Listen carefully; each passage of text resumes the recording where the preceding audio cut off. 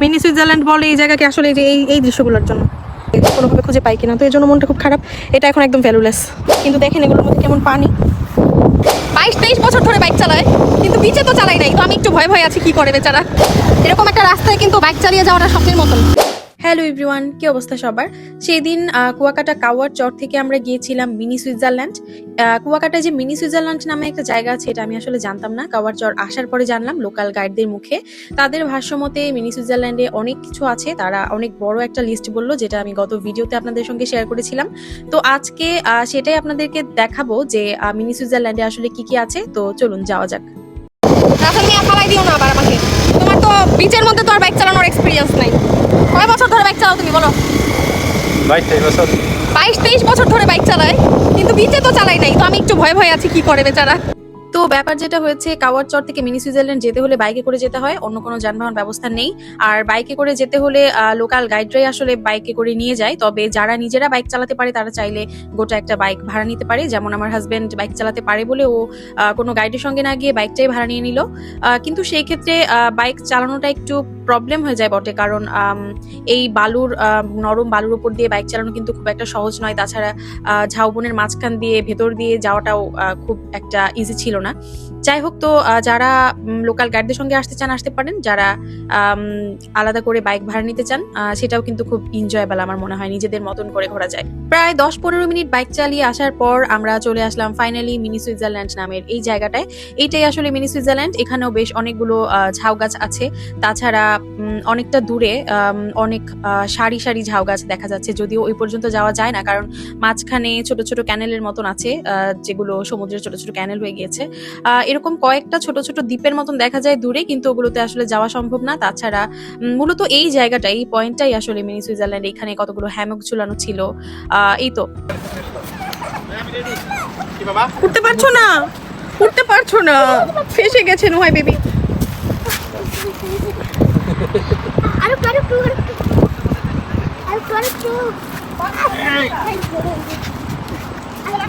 আসলে লোকাল গাইডের লিস্টের সঙ্গে কোনো কিছুর আমি মিল খুঁজে পাচ্ছিলাম না, তবে একটু সামনে গিয়ে আসলে দৃশ্যগুলো দেখতে খুব একটা খারাপ লাগছিল না। মিনি সুইজারল্যান্ড বলে এই জায়গাকে আসলে এই দৃশ্যগুলোর জন্য।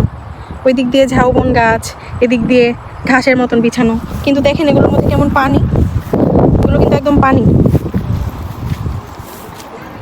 কিন্তু এই দৃশ্যগুলো সুন্দর।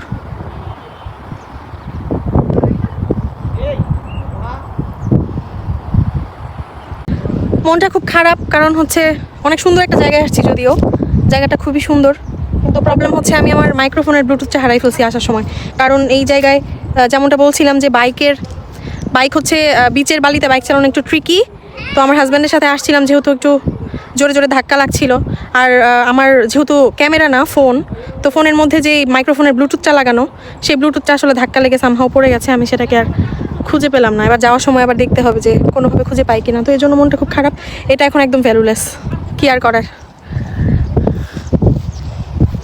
সত্যি মনটা ভীষণ খারাপ হয়ে গিয়েছিল, কারণ জাস্ট নতুন কেনা হয়েছিল আমার মাইক্রোফোনটা, এর মধ্যেই ব্লুটুথটা হারিয়ে গেল। আর ব্লুটুথ ছাড়া তো পুরো মাইক্রোফোনটাই বৃথা।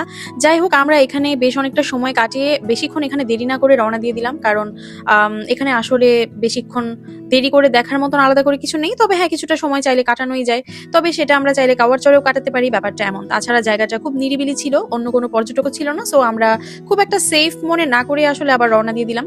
তবে আমাকে যদি প্রশ্ন করেন এখানে এসে ভালো কি লেগেছে, তাহলে আমি বলবো এই রাস্তাটা। মিনি সুইজারল্যান্ডে আসলে দেখার মতন তেমন কিছু না থাকলেও মিনি সুইজারল্যান্ডে আসার যে রাস্তাটা ঝাউবনের ভেতর দিয়ে, বা আরো একটা অদ্ভুত ব্যাপার হচ্ছে, আমরা যখন যাচ্ছিলাম মানে আসছিলাম মিনি সুইজারল্যান্ডে, আসার সময় প্রচুর জোয়ার ছিল বলেই কিন্তু আমরা হচ্ছে ঝাউবনের ভেতর দিয়ে যাচ্ছিলাম। কিন্তু আসার সময় বেশ অনেকটা পথ আসলে ভাটা পড়ে যাওয়ায় আমরা অনেকটা পথ শুধু বিচ দিয়ে এসেছি, মাঝে অল্প একটু রাস্তা আবারও সেই ঝাউবনের ভেতর দিয়ে যেতে হয়েছে। যাই হোক, ফাইনালি আমার মাইক্রোফোনের ব্লুটুথটা এখানে পাওয়া গিয়েছে। আমার মামা যেহেতু একদম সামনে ছিল বাইকে, মামাকে বলেছিলাম মামা যাওয়ার সময় একটু দেখতে দেখতে যেও যে কালো রঙের ছোট কোনো ব্লুটুথ পাওয়া যায় কিনা। তো আমার মামা সেটা ফাইন্ড আউট করে ফেলতে পেরেছে। সো আমার খুব খুশি লাগছিল যে আসলে জিনিসটা নষ্ট হয়ে গেল না আমার।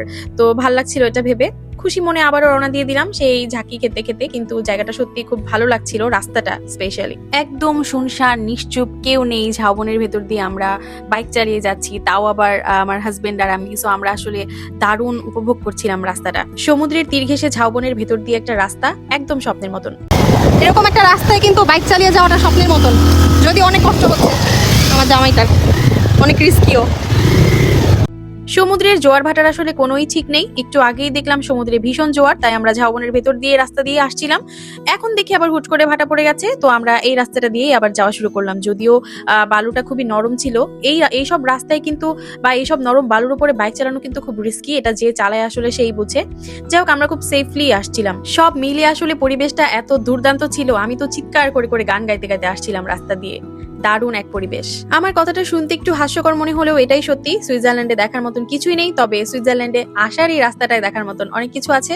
অনেক কিছু আসলে নতুন কিছুই না, সেই একই সমুদ্র, একই সমুদ্রের তীর, একই ঝাউবন। তবু প্রতিটা সমুদ্রের পার, প্রতিটা সমুদ্র সৈকতের বীচ আসলে কেমন জানি একটা আলাদা আলাদা অদ্ভুত সৌন্দর্য নিয়ে আসে। সো ভালোই লাগে আসলে। কোনো জায়গায় আসলে কোনো প্রকৃতির কোনো জায়গাকে আসলে অসুন্দর বলার কোনো উপায় নেই, আর কোনোটার সঙ্গে কোনোটাকে কম্পেয়ার করারও কোনো আসলে উপায় নেই। আমরা তো আসলে এমন মানুষ, আমাদেরকে কোনো একটা গাছের সামনে এনে দাঁড় করিয়ে দিলেও আমরা বলবো বাহ, গাছটা দারুণ তো দেখতে। আমি আর আমার হাজবেন্ড আসলে এমনই, আর এর জন্যই হয়তো বা আমরা অনেক সুখী আর হ্যাপি কাপল। আর তাই আমরা যেখানেই যাই, যেমন জায়গাতেই যাই না কেন, সেই জায়গাটাকে আমরা অনেক বেশি ভালোবেসে ফেলি, সেই জায়গাটার প্রেমে পড়ে যাই আমরা, এবং সেই জায়গাটায় আসলে বারবার আমাদের যেতে ইচ্ছে করে। আমরা আসলে এমনই। যাই হোক, আমার আজকের এই মিনি সুইজারল্যান্ডের ভিডিওটা কেমন লাগলো অবশ্যই সবাই কমেন্ট করে জানাবেন। কারা কারা গিয়েছেন, কাদের কি এক্সপিরিয়েন্স সেটাও জানাবেন। সবাই অনেক ভালো থাকবেন, and of course follow mom and Noha's blog.